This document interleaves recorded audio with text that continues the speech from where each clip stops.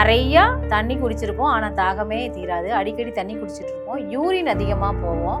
அதே மாதிரியே சாப்பிட்ருப்போம், ஆனால் சாப்பிட்ட ஒரு ஃபீலே இருக்காது. உடல்ல ரத்தத்தில் வந்து சர்க்கரையோட அளவு வந்து அதிகரிக்கும். அதுதான் டயாபெட்டிஸ். ஸ்ட்ரெஸ் அதிகமாக இருந்தால் கார்டிசால் ஹார்மோன் வந்து அதிகரிக்கும். அது பிளட் சுகரை கூட அதிகரிக்கலாம். அதனால மன அமைதி ரொம்ப ரொம்ப முக்கியங்க. உங்களுடைய உமிழ்நீரோட சேர்த்து நீங்க முழுங்கும் போது உங்களுக்கு சர்க்கரையோட அளவு வந்து கண்ட்ரோல்ல இருக்கும். 10 விரல்ல தான் நம்மளுடைய உடல்ல இயக்கக்கூடிய பஞ்சபூதங்கள் இருக்கு. இதுல தான் அந்த மந்திரமும் இருக்கு.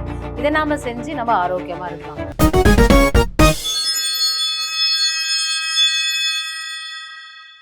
வணக்கம் நேயர்களே, நம்ம யோகம் வெல்னஸ் சேனல்ல இன்னைக்கு நம்ம பார்க்க போறது சர்க்கரை நோய் ஏன் வருது, அப்படி சர்க்கரை நோய் வந்துச்சு அப்படின்னா எப்படி சரி பண்ணிடலாங்கிறத முத்ரா அண்ட் இயற்கை மூலியமா உணவு மூலியமாங்கிறதையும் பார்க்கலாம்.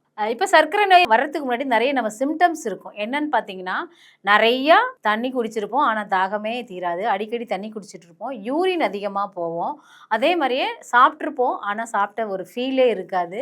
அதே மாதிரி பாத எரிச்சல்கள் நிறையா இருக்கும். இதெல்லாம் இருந்துச்சுன்னா நம்ம உடலில் இருக்கிற சர்க்கரையோட பேலன்ஸை இழக்கிறோன்னு அர்த்தம். இப்போ பார்த்தீங்கன்னா சின்ன வயசுலேயே நிறைய பேருக்கு சர்க்கரை நோய் வந்து வருது. ஸோ சர்க்கரை சாப்பிட்டதுனால தான் சர்க்கரை வந்துருச்சு அப்படிங்கிறத நாம் சொல்ல முடியாது. நம்ம உடம்புல சர்க்கரையை எனர்ஜியாக மாற்றுறதுக்கு இன்சுலின்ற ஹார்மோன் வந்து உதவும். இந்த இன்சுலின் பேன்கிரியாஸில் உருவாகுது.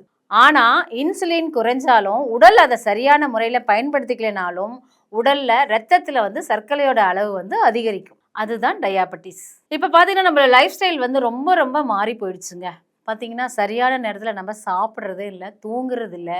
அதே மாதிரியே சாப்பிட்றோங்கிற பேரில் நிறைய காரமான உணவுகள், ஜங்க் ஃபுட்ஸ் முக்கியமாக இது நம்ம அதிகமாக எடுத்துகிட்ருக்கோம். ஏன்னா ப்ராசஸ் ஃபுட்டு தான் இப்போ உடனே கிடைக்குது. சமைச்சு சாப்பிட்னா லேட் ஆகுது. இதெல்லாமே வந்து நம்ம தவிர்க்கணும். முக்கியமான விஷயம் தூக்கம் இல்லாமல் மன பிரச்சனைகள் இதெல்லாம் இருந்துச்சு அப்படின்னா நம்ம உடம்புல சுகர் வந்து ஆட்டோமேட்டிக்காக வந்துடும். அறிவியல் என்ன சொல்லுதுன்னா, ஸ்ட்ரெஸ் அதிகமாக இருந்தால் கார்டிசால் ஹார்மோன் வந்து அதிகரிக்கும். அது பிளட் சுகரை கூட அதிகரிக்கலாம். அதனால மன அமைதி ரொம்ப ரொம்ப முக்கியங்க. இந்த சிம்டம்ஸ் இருந்தால் நம்ம உஷாராக இருக்கணுங்க. அதாவது அடிக்கடி தாகம் ஏற்படும், உடல் வந்து இளைச்சி போகும், அதே மாதிரியே அதிகமாக பசிக்கும், சாப்பிட்டுட்டே இருப்போம். இன்னொன்று வந்து உடல் எடையில் மாற்றங்கள், கண் வந்து பார்வை வந்து மங்கலாக இருக்கும். இப்போ நமக்கு ஒரு காயம் ஏற்பட்டுருச்சு அப்படின்னா அது வந்து சீக்கிரமாக ஆறாது. இதெல்லாம் இருந்துச்சுன்னா உங்கள் உடம்பு உங்களுக்கு ஒரு சிக்னலை சொல்லுது, சர்க்கரை வந்துருச்சு. அப்போ நம்ம என்ன பண்ணலாம் அப்படின்னா, தினமும் காலையில் ஒரு 20லேருந்து 30 நிமிஷம் கம்பல்சரி நம்ம நடக்கிறோம். வாக்கிங் போகும்போது நம்ம உடம்புல இருக்கிற இன்சுலின் அளவை சரியா வச்சுக்கிறதுக்கு உதவுது. சுகரை வந்து கண்ட்ரோல்ல வச்சுக்கிறதுக்கு நிறைய பேர் நைட்டே வெந்தயத்தை ஊற வச்சு அடுத்த நாள் அந்த தண்ணி குடிச்சிட்டு வெந்தயம் சாப்பிடுவாங்க.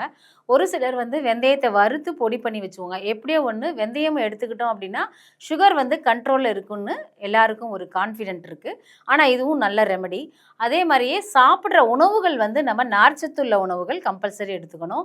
வெள்ளரிக்காய் நம்ம சாப்பாட்டில் நிறைய எடுத்துக்கலாம். வெள்ளரிக்காய், கொய்யாப்பழம், கீரை. தவிர்க்க வேண்டிய உணவுகள் வந்து பார்த்திங்கன்னா அரிசி சாதம், அதாவது வெள்ளை அரிசி சாதம் இருக்கு இல்லையா, அதை கம்பல்சரி நம்ம குறைச்சிட்டு காய்கறிகளோட அளவுகளை நம்ம நிறைய வச்சுக்கலாம். ஜங்க் ஃபுட்டு சாப்பிடாதீங்க, ஜூஸ் ஐட்டம்ஸ் சாப்பிடாதீங்க. அதே மாதிரியே இனிப்பு கலந்த உணவுகள் அதிகமாக எடுத்துக்க வேண்டாம். வேணும்னா நீங்கள் வீட்டிலேயே கொஞ்சம் இனிப்பு குறைச்சி என்ன உணவாக இருந்தாலும் செஞ்சு சாப்பிட்டுக்கோங்க.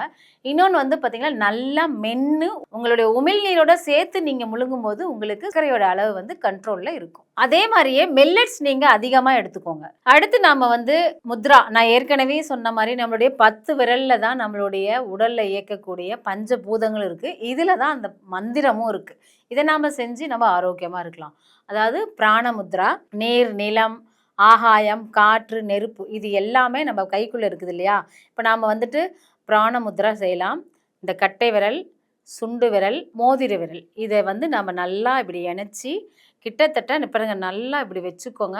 ஒரு 5 to 10 நிமிஷம் கம்பல்சரி இதை நாம் செஞ்சோம் அப்படின்னா இன்சுலின் நமக்கு சரியான அளவு கிடைக்கும். அதே மாதிரியே சுகரும் கண்ட்ரோலில் இருக்கும்.